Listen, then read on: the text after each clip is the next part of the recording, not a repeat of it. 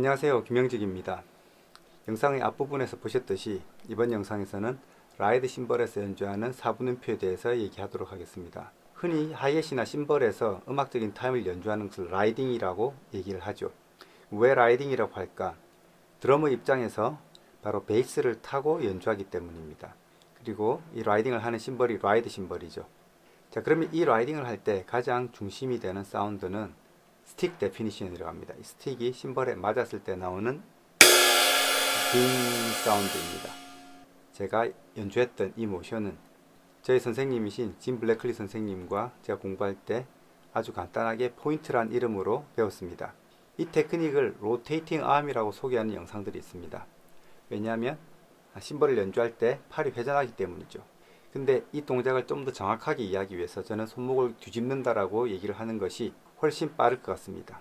자, 그럼 이 동작을 어떻게 이해할 수 있냐면요. 우리가 열쇠로 문을 열 때, 열쇠를 잡고 키를 돌릴 때의 동작이라든지 아니면 심벌에서 팔이 왼손 스틱을 이렇게 비스듬히 갖다 놨을 때 이 면을 타고 구른다라고 이해를 하면 됩니다. 그러면 먼저 풀크럼 포인트를 중심으로 그립을 정확하게 가진 다음에 심벌에 갖다 놔야겠죠. 그리고 왼쪽 스틱을 오른손 밑에다 놓습니다. 오른손 손목이 이 스틱 위를 구르면서 회전을 하면 됩니다. 그렇죠? 그러면은 손목이 뒤집히는 동작을 하고 있는 것이죠. 이렇게 아래로 뒤집혔을 때 손바닥이 밑으로 봤을 때는 손의 위치가 약간 높아지고 다시 심벌로 내려갔을 때는 손의 위치가 약간 낮아져 있습니다. 자, 이렇게 팔을 아래 위로 앞뒤로 뒤집는 동작이라고 이해를 하시면 되겠습니다. 심벌을 연주하는 데는 여러 가지 테크닉이 있는데요. 자, 심벌이 높게 이런 각도로 걸려 있든지 낮게 좀 더 평평하게 걸려 있든지 결국 소리를 만드는 부분은 이 스틱의 팁 부분이죠. 팁은 항상 회전 운동을 해서 소리를 만듭니다.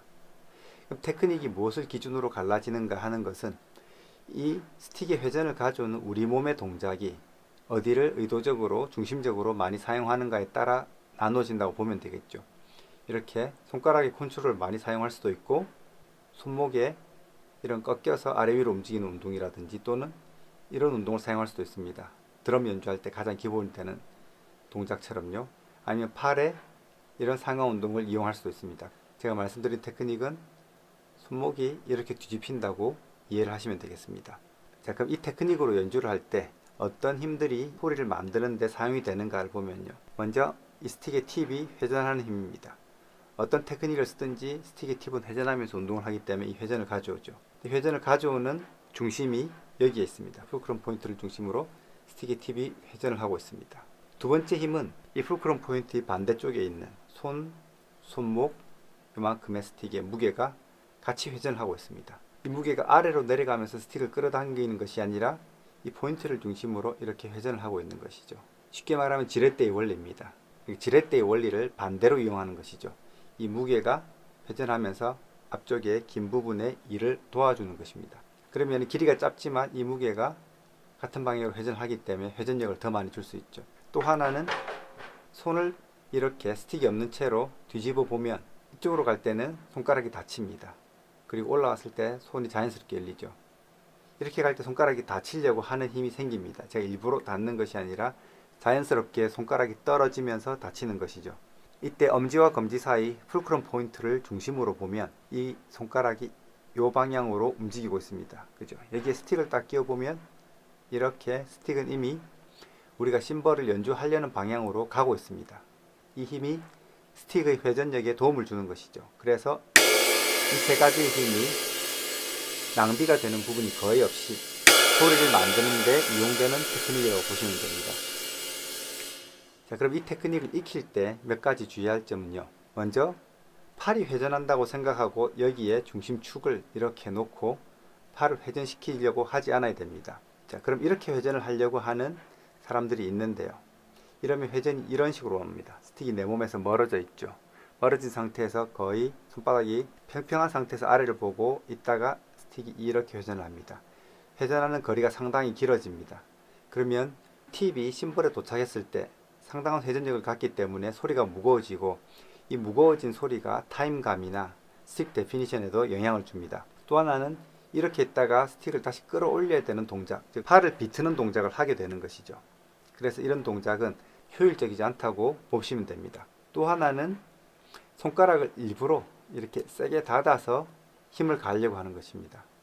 굳이 이렇게 의도적으로 손가락에 컨트롤을 넣지 않아도 이 동작 자체가 손가락이 다치는 결과를 가지고 옵니다. 이전에도 말씀을 드렸듯이. 그래서 굳이 이런 핑거 컨트롤을 넣어서 소리 세기가 불규칙하게 되는 것을 만들 필요는 없습니다. 그 다음에는 이 상태에서 소리를 만들고 나서 회전을 더하는 것입니다.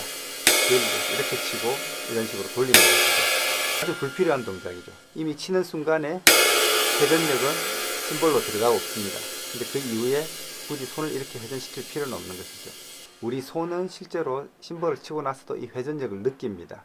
그렇지만 굳이 그 회전력을 느낀다고 다 할 필요는 없는 거죠. 나중에 돌아오는 동작을 느리게 만드는 거예요. 그래서 그냥 간단히 치고 이 상태에서 멈춰주었다가 다시 돌아오면 됩니다. 마지막으로 이런 식으로 팔의 상하 운동을 더해서 마치 옆치기를 하듯이 이렇게 심벌을 연주하지 않는 것입니다. 이렇게 연주를 해보면 소리도 무거울 뿐만이 아니라 내 손에서도 엄지와 이 손가락들에게 묵직한 느낌이 옵니다. 그 말은 심벌에 가해준 힘의 반작용을 내 손이 그대로 받아들인다는 얘기죠. 이제 그렇게 매번 라이딩 할 때마다 이 반작용의 힘을 손으로 다 받아들이면서 연주할 필요는 없는 것이죠. 물론 다이내믹이 세지면 팔의 움직임이 커집니다. 이때도 기본적으로 다이내믹은 팔이 높은 위치에서 다시 떨어지는 위치 에너지를 이용해서 속도를 더해주는 것이지 굳이 아래로 내가 의도적인 힘을 더해서 소리 세기를 크게 할 필요는 없다는 얘기입니다. 물론 연습을 하다 보면 이 외에도 여러 가지 다른 경우들이 나올 수 있겠지만 제가 크게 관찰해온 이 네 가지 주의할 점을 염두에 두고 연습을 하신다면 이 테크닉을 충분히 바로 익힐 수 있을 것이라 생각합니다. 그러면 이 테크닉을 가지고 어떻게 연주에 이용할 수 있을 것인가 하는 부분인데요. 자, 연주에 적용하는 것은 다른 특별한 방법이 있는 것이 아니라 시간을 두고 천천히 1 트립 플랫, 2 트립 플랫, 3 트립 플랫, 4 트립 플랫 트리플릿 서브 디비전을 또박또박 카운트하면서 연습하는 것입니다. 메트로놈이나 적당한 베이스 트랙이 있다면 같이 연습을 하다 보면요, 타임감도 안정되고 정확하게 서브 디바이더 하는 능력도 가지게 됩니다.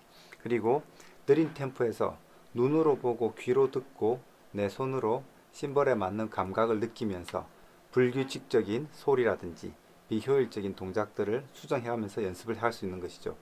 이렇게 하는 동안에 테크닉은 내 몸에 배어서 굳이 의도적으로 이용하려고 하지 않아도 연주에 자연스럽게 나오게 될 것입니다. 그리고 연습 시간을 통해서 내 귀가 충분히 좋은 스틱 데피니션의 사운드를 알았기 때문에 연주하면서도 그 소리를 찾아가려고 할 것입니다. 자, 이번 영상에서는 심벌 테크닉의 가장 기본이면서 중심이 되는 포인트라는 테크닉에 대해서 알아보았습니다. 감사합니다.